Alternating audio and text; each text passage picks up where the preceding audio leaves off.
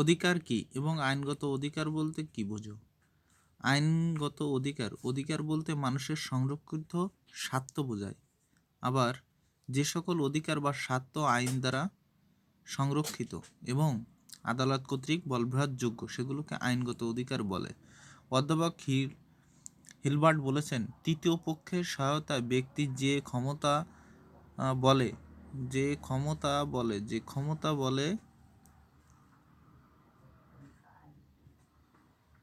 বলে অন্য কোনো ব্যক্তিকে কোনো কাজ থেকে করতে কিংবা করা বিরত থাকতে বাধ্য করে, তাই অধিকার।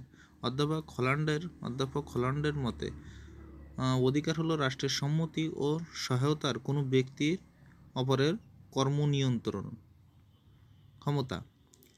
সামান্ডের ভাষায় আইনগত অধিকার আইনের বিধিবিধান দ্বারা স্বীকৃত ও সংরক্ষিত স্বার্থবিশেষ, যার লঙ্ঘন করা হলে স্বার্থের মালিকের প্রতি অন্যায় করা হবে এবং যার প্রতি শ্রদ্ধা দেখানো আইনগত কর্তব্য। ধন্যবাদ সকলকে।